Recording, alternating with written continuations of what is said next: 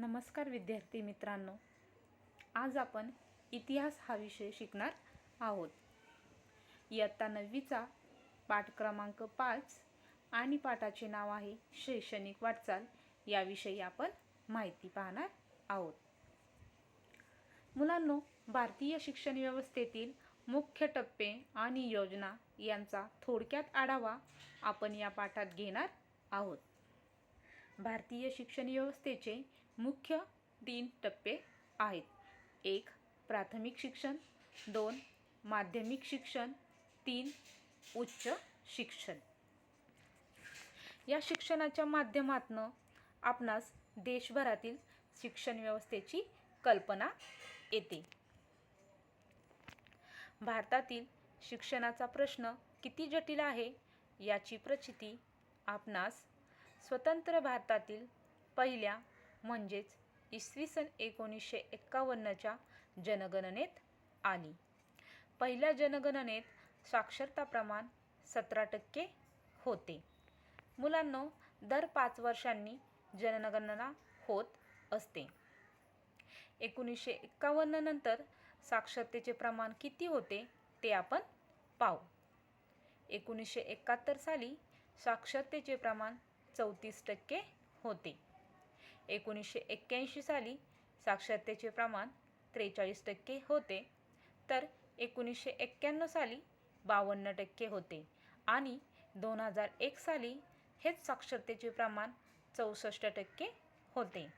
मुलांनो, यावरून आपणास लक्षात येते की साक्षरतेचे प्रमाण हे हळूहळू वाढत आहेच. हे साक्षरतेचे प्रमाण वाढवणे हे सरकारपुढे मोठे आव्हान आहे.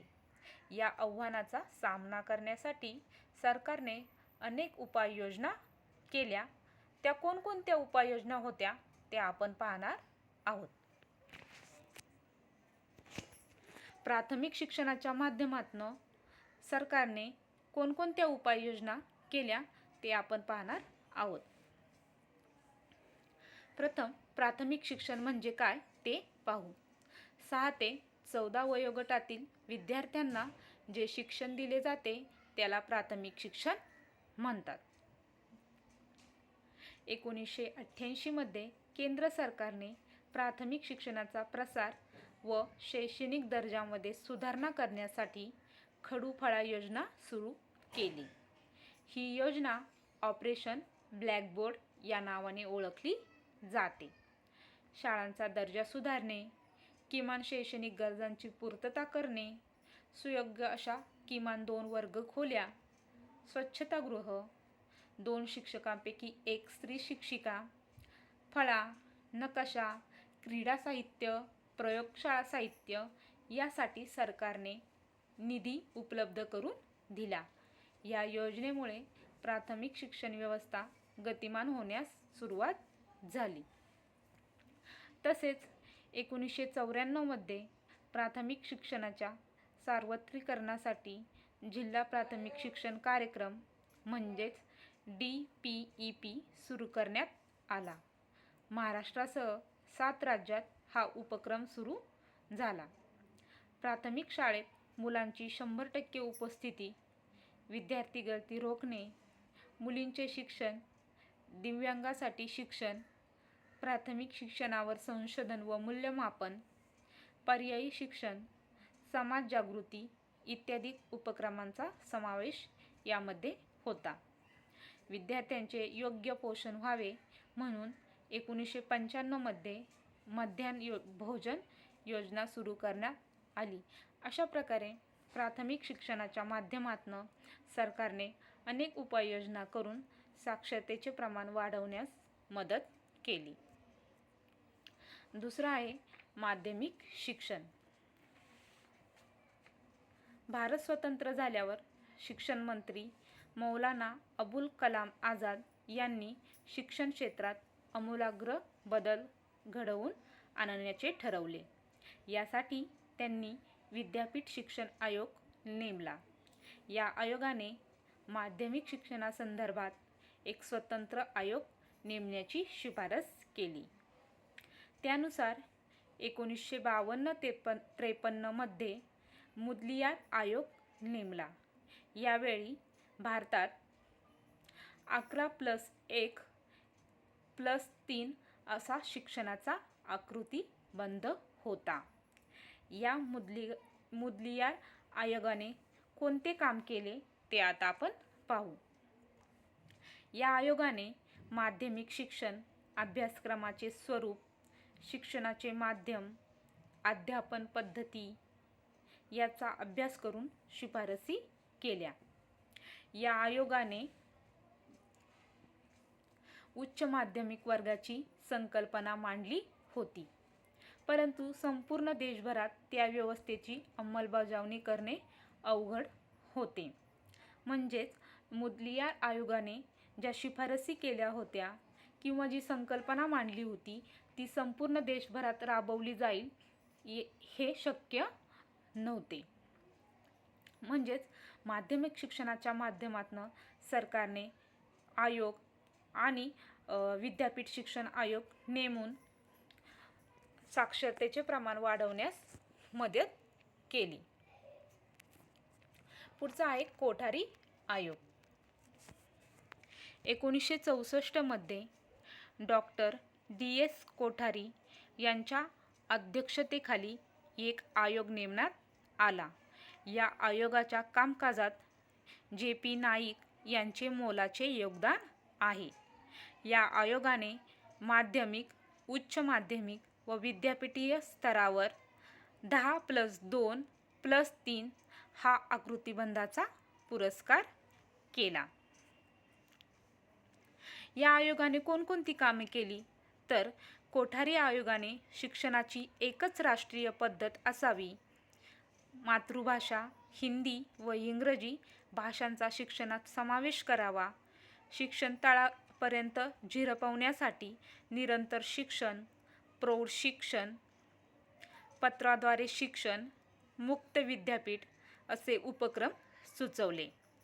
अनुसूचित जाती जमातीसारख्या उपेक्षित घटकास प्राधान्य देणे, सरकारी अंदाजपत्रकात शैक्षणिक खर्चावरील तरतुदी वाढवणे यात शिफारशी केल्या. अशा प्रकारे कोठारी आयोगाने JP नाईक यांच्या मार्गदर्शनाखाली अनेक महत्त्वाचे शिक्षणामध्ये बदल केले. त्याचा फायदा मुलांना नक्कीच होणार होता. त्यामुळे साक्षरतेचे प्रमाण वाढण्यास मदत झाली. कोठारी आयोगाने काही शिक्षणाची उद्दिष्टे मांडलेली होती. ती उद्दिष्टे कोणकोणती होती तर पहिले शिक्षणाचे उद्दिष्ट होते शिक्षणाचे आधुनिकीकरण. दुसरे होते सामाजिक व राष्ट्रीय एकात्मता. तिसरं उद्दिष्ट होते सामाजिक आणि नैतिक मूल्यांची जोपासना. चौथे उद्दिष्ट होते शिक्षण व उत्पादकता आणि पाचवे उद्दिष्ट होते लोकशाहीचे संरक्षण व संवर्धन. या उद्दिष्टांच्या माध्यमातून साक्षरतेचे प्रमाण कसे वाढवले जाईल यावर कोठारी आयोगाने विचार केला आणि ही उद्दिष्टे माध्यमिक शिक्षण किंवा प्राथमिक शिक्षणाच्या माध्यमातून राबवली गेली. आता पुढे स्वातंत्र्योत्तर काळातील भारतीय शिक्षण. भारत स्वतंत्र झाल्यावर 1948 मध्ये केंद्र सरकारने डॉक्टर सर्वपल्ली राधाकृष्णन यांच्या अध्यक्षतेखाली विद्यापीठ शिक्षण आयोगाची नियुक्ती केली. या आयोगाने कोणकोणते काम केले तर या आयोगाने आर्थिक अनुदान, विद्यापीठांचा दर्जा व समन्वय ही कामे देण्यात आली. या आयोगाने पंचवार्षिक पद्धती स्वीकारली. विद्यापीठांना अनुदान मंजूर करून वाटप करण्याचे कार्य सरकारच्या वतीने करण्यास सुरुवात केली. विद्यापीठीय शिक्षण अभ्यासक्रमात सुसूत्रता, शिक्षणाद्वारे राष्ट्रीय गरजांना प्राधान्य, उच्च शिक्षणाच्या विविध योजनांची आखणी व अंमलबजावणी या गोष्टी हा आयोग करत होता.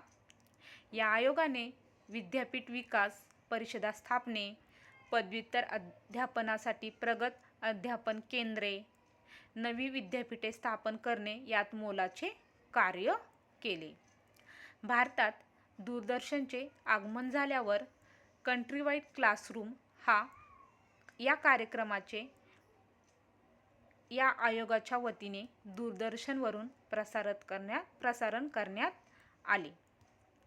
अशा प्रकारे स्वातंत्र्योत्तर कालखंडामध्ये भारतीय शिक्षणामध्ये कोणता बदल झाला हे आज आपण पाहिले.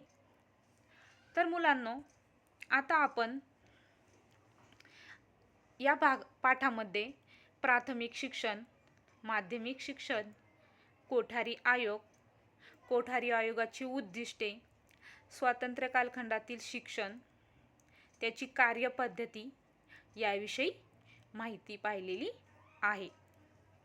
मुलांनो, उर्वरित भाग आपण पुढच्या तासाला पाहणार आहोत. आज जो भाग आपण पाहिला त्या भागावर मी तुम्हाला काही स्वाध्याय देत आहेत. त्यामध्ये प्रश्न पहिला आहे टिपा लिहा आणि प्रश्न दुसरा आहे थोडक्यात उत्तरे लिहा.